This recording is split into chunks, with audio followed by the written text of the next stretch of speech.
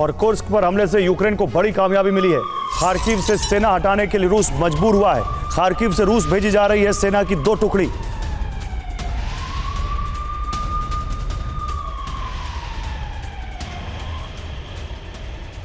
तो ईरान ने इजरायल पर हमले का जो अल्टीमेटम दिया था, आज की रात वो खत्म हो जाएगा।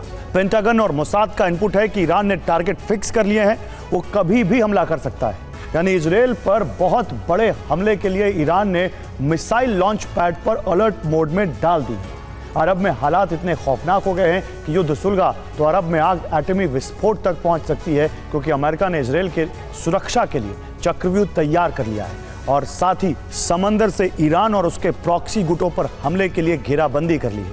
यानी आज की रात बारूदी तूफान ला सकती है।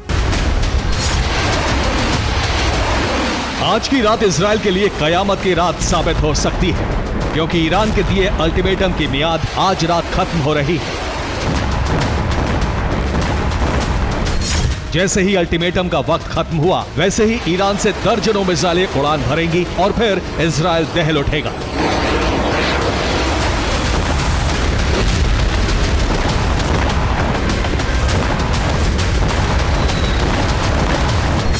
पेंटागन ने अलर्ट जारी किया है। ईरान के टारगेट पर 3 इजरायली ठिकाने हैं। डिमोना एटमी centre, Ben Gurion airport, Tel Aviv का रॉथचाइल्ड्स इलाका।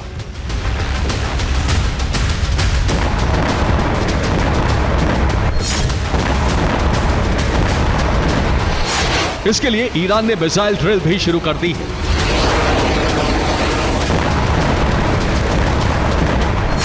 इसका एक वीडियो भी जारी किया है, जिसमें इजरायल की तरफ मिसाइल दागते हुए दिखाया गया है।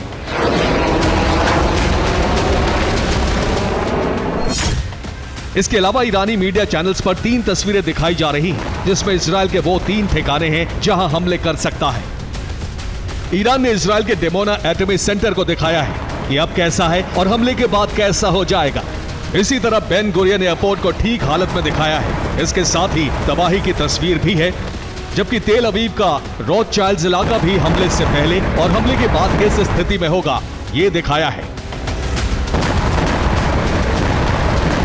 ईरान इतने विध्वंसक हमले की धमकी दे रहा है, इसके पीछे वजह है रूस का साथ मिलना। रूस सबसे पहले ईरानी प्रॉक्सी को हथियार भेज रहा था, लेकिन अब उसने ईरान को विध्वंसक हथियारों की खेप भेजी है।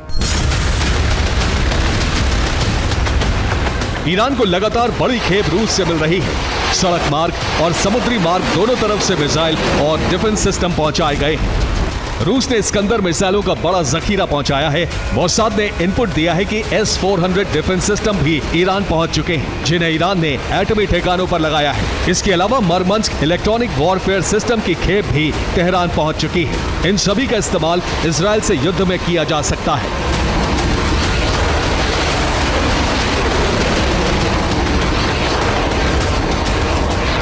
इजरायल का दावा है कि ईरान को S-400 IL-76 ट्रांसपोर्टर एयरक्राफ्ट से पहुंचाए गए, जबकि कई इस्कंदर मिसाइल और मरमंस्क वॉरफेयर सिस्टम सड़क मार्ग के जरिए तेहरान पहुंच चुका है। इजरायल के मुताबिक इस्माइल हानिया की मौत के बाद ही ईरान ने विध्वंसक हथियारों की डिमांड रूस से की थी। इसके बाद पहली खेप 5 अगस्त तक तेहरान जा पहुंची थी। यानी अभी तक कई कंसाइनमेंट ईरान को मिल चुके हैं।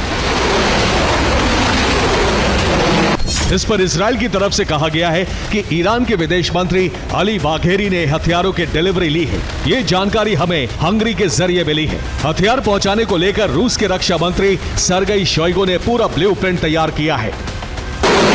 हथियारों को लेकर ईरानी प्रेसिडेंट पेजेश्कियान और रूस के रक्षा मंत्री के बीच कई दौर की बातचीत हुई।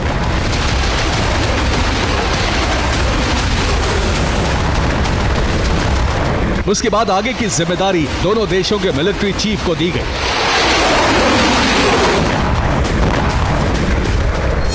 यानी ईरान बहुत बड़े हमले की तैयारी कर चुका है, जिसके बाद युद्ध लंबे वक्त तक चल सकता है, क्योंकि अमेरिका और इजराइल एक साथ मिलकर ईरान पर बड़ा हमला कर सकते हैं।